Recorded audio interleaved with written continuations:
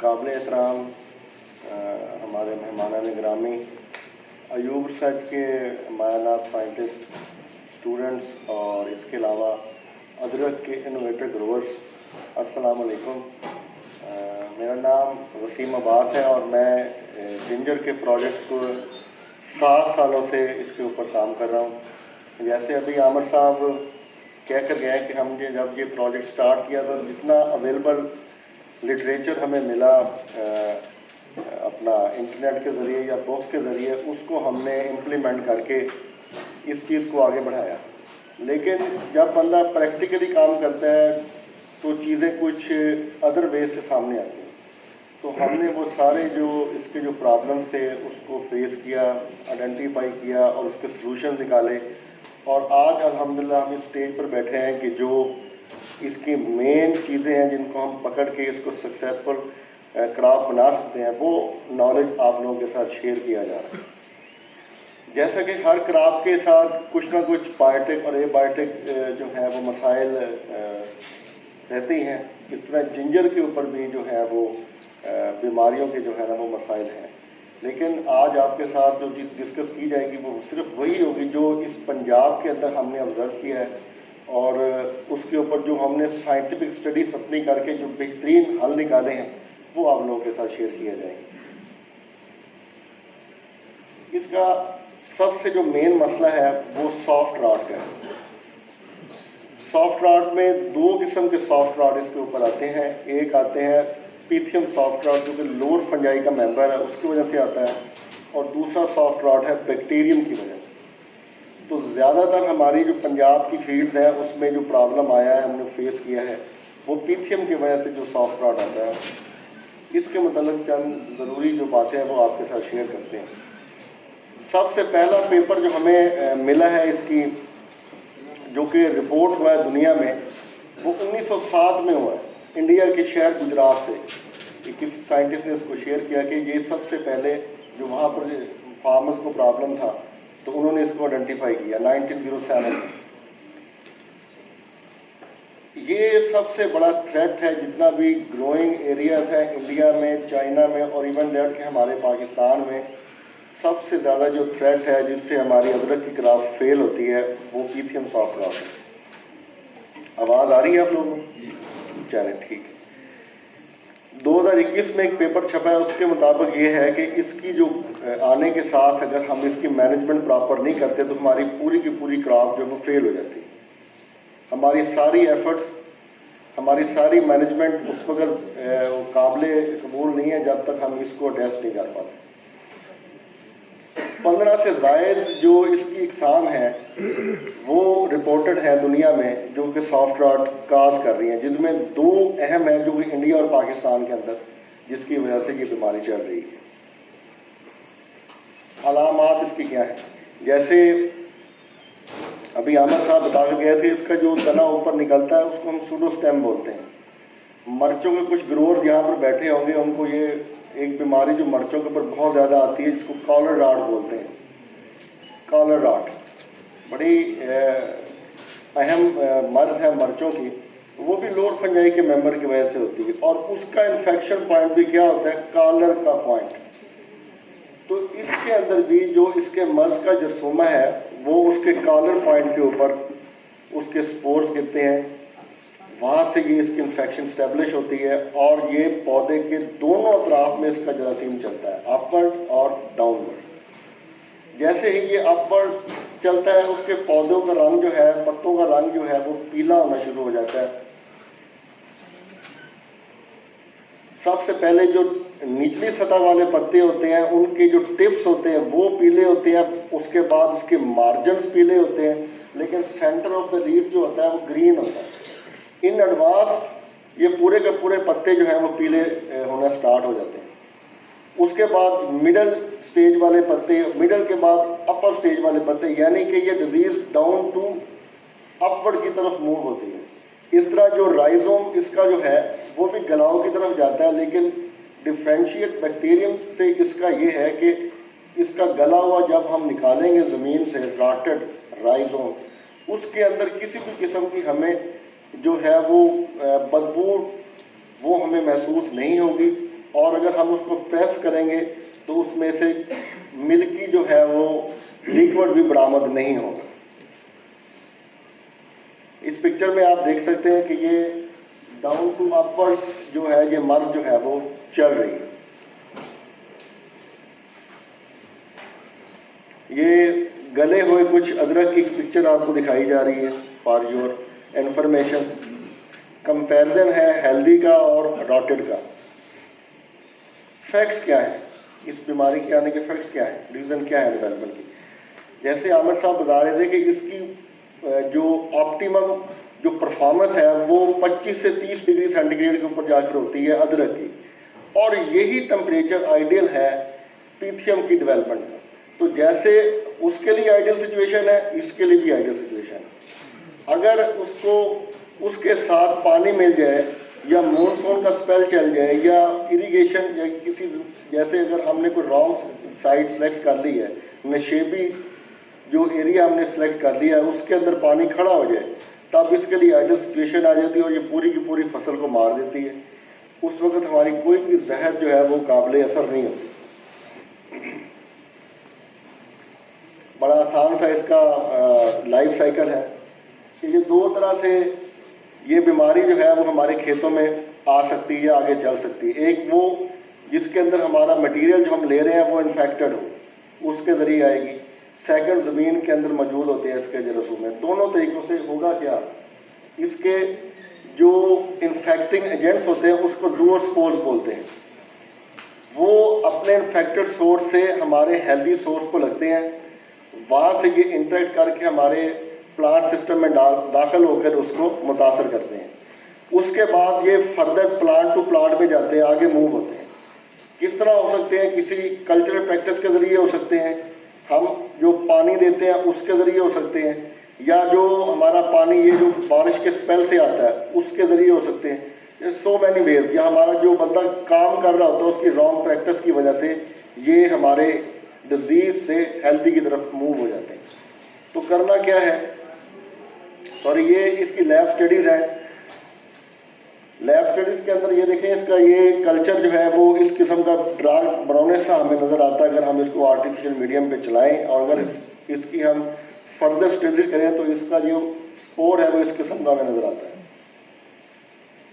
Management बड़ी आसान है। सबसे पहले तो हमने सोर्स जो है डिजीज़ फ्री रखना है। जहाँ से भी मटेरियल लेना है हमें ये यकीन हो कि हमें सोर्स जो मिल रहा है वो डिजीज़ फ्री है। उसके बाद भी हम उसकी ग्रेडिंग कर लें। जैसे ये अगर कोई फर्क कर लें, आपको गले हुए कोई नज़र आ रहे हैं कुछ ना कुछ राइजोम्स, उसको आप अलग-अलग कर लें। वो लैंड सेलेक्ट करें जिसकी हिस्ट्री का हमें पता हो कि इसके ऊपर हमें पिछले किसी साल जो भी आपने एक्सपेरिमेंट किया है इस मामले का या सॉफ्ट रॉड वाला इशू वहाँ पर नहीं आया, तो उसको आपने सेलेक्ट करना है, उस लैंड को आपने सेलेक्ट करना है। दूसरा, जैसे हम मर्चों के अंदर रिकमेंड करते हैं कि थोड़ा सा रेज बेड बना लें, उसके ऊपर अपनी ये जो है ना सोइंग इंश्योर कर लें ताकि पानी का डायरेक्ट कांटेक्ट ना हो कॉलर पोर्शन से। जब तक उसका डायरेक्ट कांटेक्ट नहीं होगा बीमारी नहीं आएगी, किसी किस्म के फंजीसाइड करने की भी जरूरत नहीं है। जब हम लोग फार्म यार्ड मैन्योर डालते हैं तो रिसर्च ये कहती है कि आप उसके अंदर जो बायोलॉजिकल कंट्रोल एजेंट्स हैं उसकी भी इंक्लूजन कर दें, जैसे ट्राइकोडर्मा है या सुडोमोनास फ्लोरेसेंस, ये PGPR है, ये इजीली अवेलेबल है, और ये सॉइल केमिस्ट्री वाले हमारे साइंसदान ये बैक्टीरियम जो है वो बना रहे हैं, और मुख्तलिफ डिस्ट्रिक्ट में इसका जो है वो मटेरियल अवेलेबल होता है।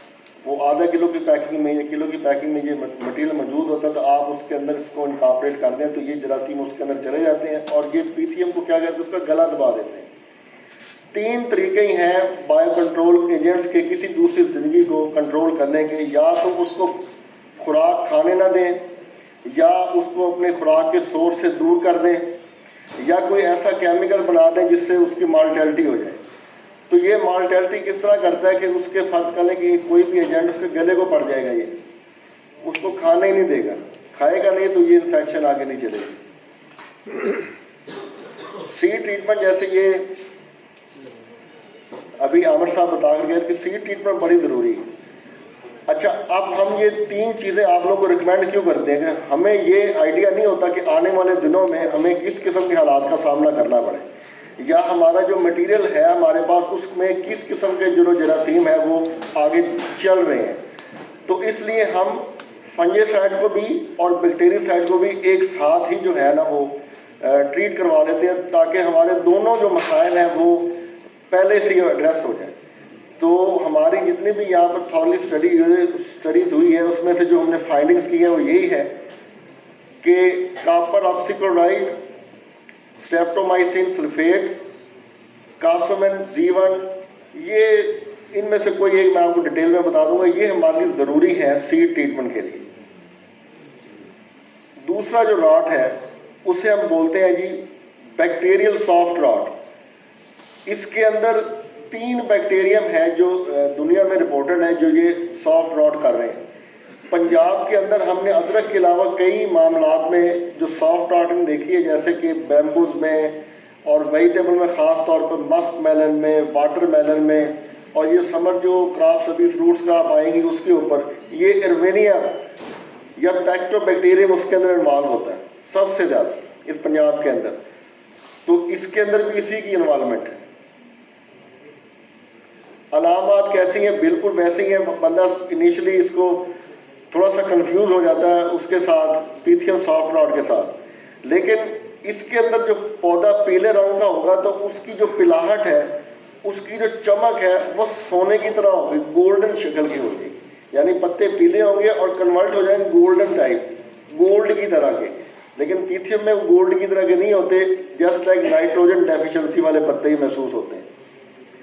दूसरा, अगर हम इसके किसी भी सूडोस्टेम को थोड़ा सा भी छेड़े तो वो फौरी से जो है वो अपने राइजोम से अलग हो जाता है और उसके नीचे से मिल्क की जो एक्सोडेट्स है वो आने स्टार्ट हो जाते हैं। अगर हम हाथ पर भी रखें तो हमें लिक्विड जो है वो हाथ पर भी महसूस होना शुरू हो जाता है।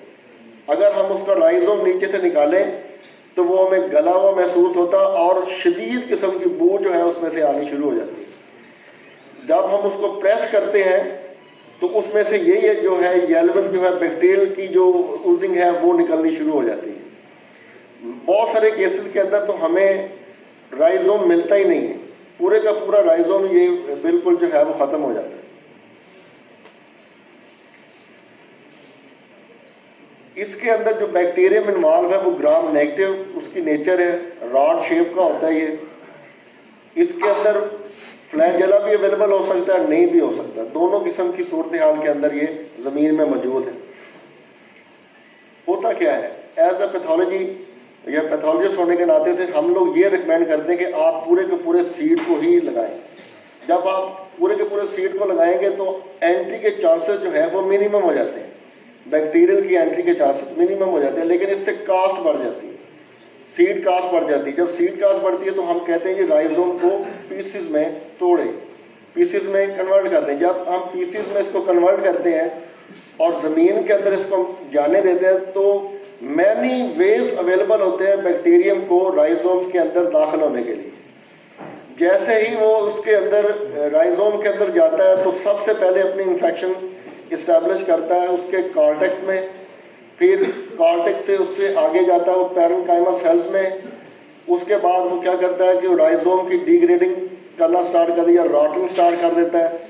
उसकी सेल वॉल, उसके वास्कुलर सिस्टम, ये सारे के सारे जो है वो मुतासर हो जाते हैं और पौधा हमारा मॉर्टेलिटी की तरफ चला जाता है।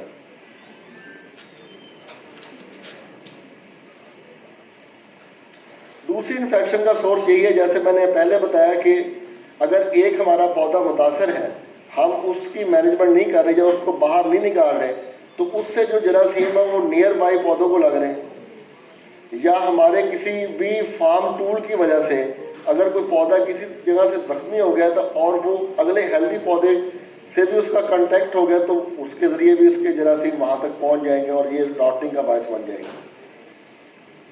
और अगली, इसको भी उतना ही टेम्परेचर चाहिए जितना पीथियम को चाहिए। 25 से 35 डिग्री सेंटीग्रेड के ऊपर ये बैक्टीरिया अपने फुल पोटेंशियल पे अदरक की क्रॉप को मुतासर करता है। यही टेम्परेचर आइडियल है अदरक की बूस्ट अपनी ग्रोथ के लिए, और इन दो जरासीमों की बूस्ट ग्रोथ के लिए भी यही टेम्परेचर और हाई मास्टर जो है वो आइडियल जो अहमियत रखते हैं। ये पिक्चर दिखाई गई है जिसके अंदर आपको गले हुए राइजोम नजर आ रहे होंगे। अगर हम इसको हाथ से पकड़ के देखें तो इसमें से इतनी यानी शदीद किस्म की बू हमें महसूस होती है, और साथ ही इसका लिक्विड जो है वो हाथों के ऊपर हमें महसूस होना शुरू हो जाता है। लेकिन in case of Pythium rot ये ऐसा कुछ भी नहीं होता। ये हमारी लैब स्टडीज़ है जो हमने यहाँ के हमारे यूनिवर्सिटी के अंदर मौजूद एक सेक्शन है प्लांट पैथोलॉजी का सेक्शन, उसके अंदर जो मायनात जो प्लांट बैक्टीरियोलॉजिस्ट काम कर रहे हैं उनके साथ हमने मिलकर ये सारी स्टडीज़ की है। इसकी पूरी हमने लैब स्टडीज़ के बाद फील्ड स्टडीज़ में गए और फिर आपको ये अद्वियात जो है वो रिकमेंड किए हैं। लैब स्टडीज़ के अंदर जो हमने सबसे ज़्यादा इफेक्टिव दवा जो आइडेंटिफाई हुई है वो रिसेंटली जो इंट्रोड्यूस हुई है मार्केट के अंदर 2021 के अंदर, वो मार्केट में लाया था प्रोडक्ट Z1। उसके बहुत अच्छे जो रिजल्ट्स हैं, इवन के लो डोज के ऊपर भी वो काम करती होती। उसके अलावा जो मार्केट में पहले से अवेलेबल प्रोडक्ट थे जैसे कासोमिन है, कॉपर ऑक्सीक्लोराइड है, वलिडामाइसिन है, इनके रिजल्ट इतने इफेक्टिव नहीं है।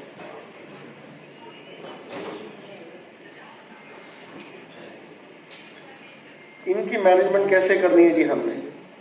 सबसे पहले वही जो पीछे बातें हो चुकी हैं कि सोर्स जो है आपका वो डिजीज फ्री होना चाहिए, लैंड आपकी डिजीज फ्री होनी चाहिए। अगर पोटवा रीजन के ऊपर आप इसको लगाना चाह रहे हैं तो आपने थोड़ी अपर लैंड जहाँ से बारिश का पानी आसानी के साथ बह जाए और खड़ा ना हो, वो आपने लैंड इसकी सेलेक्ट करनी है।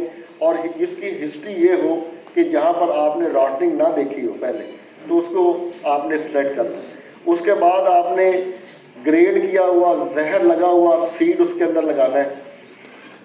इन केस आपको टिश्यू कल्चर जो यहाँ का इदारा बना के दे रहा है प्लांट्स वो मिल जाते हैं तो वो सबसे बेहतर है कि उनके अंदर ये सोर्स जा ही नहीं रहा, तो वो आप ले लें, वो बहुत बेहतर है। आप उनको इस्तेमाल करके ये काम कर सकते हैं।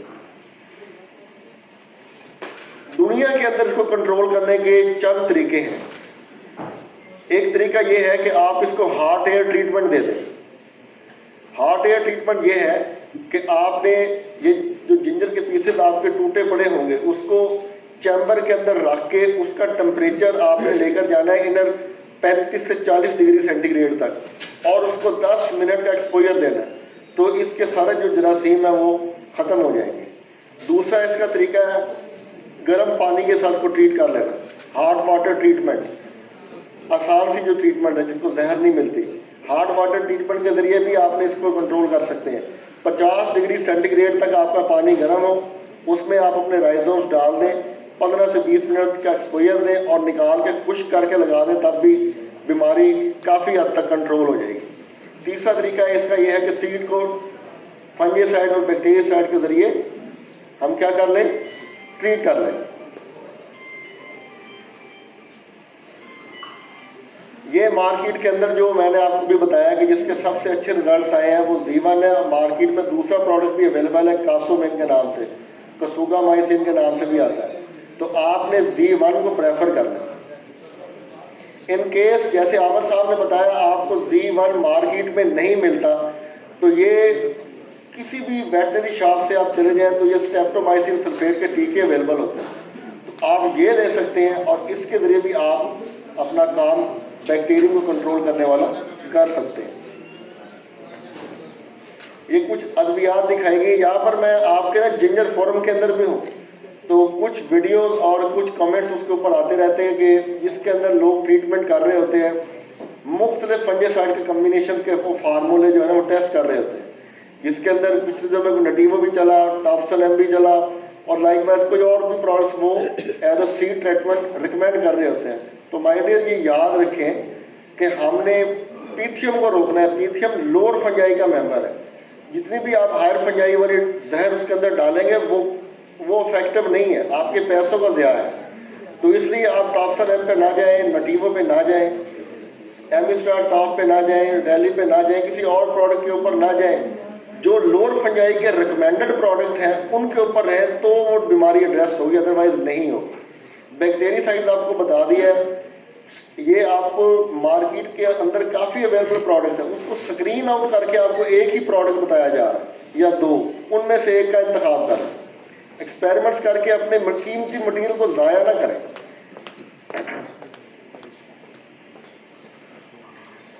तरीकाकार ये है कि आपने जैसी डोजेज आपको बताई गई हैं 10 ग्राम और 2 ml, इसको आपने पर लीटर के हिसाब से बना लेना सोल्यूशन, और उसके अंदर आपने अपने 5 किलोग्राम या 10 किलोग्राम की जो अदरक की थैलियाँ हैं उसको डिप कर देना 15 से 20 मिनट तक, 25 मिनट तक भी रख लें ताकि जहर अच्छे से उसके रोम रोम में चली जाए। उसके बाद आपने इसको निकालना, धूप पर खुश्क करना है 2 दिनों के लिए। जब 2 दिनों तक ये खुश्क हो जाए फिर ये आपका मटेरियल रेडी है फॉर सोइंग। उससे ज़्यादा आप लेट करेंगे फिर भी इसकी जो है जर्मिनेशन उसके ऊपर इफेक्ट आ जाएगा, क्योंकि जहर इसके सिस्टम में चली गई है। अगर आप उसको उसके बाद 1 हफ्ता 10 दिन वैसे छोड़ देते हैं तो आपकी जर्मिनेशन परसेंटेज जो है उसके चांसेस भी कम हो जाते हैं, मिनिमम हो जाती है। फिर वो पूरे 80% 90% तक आपके वो स्प्राउटिंग नहीं करता वो, क्योंकि जहर जो है उसके वो जर्मिनेशन के फेज को भी रोकती है। ये पिक्चर दिखाई गई जिसके अंदर उसकी हम क्या कर रहे हैं कि ड्रेसिंग के बाद उसको खुश्क कर रहे हैं 1 से 2 दिन तक।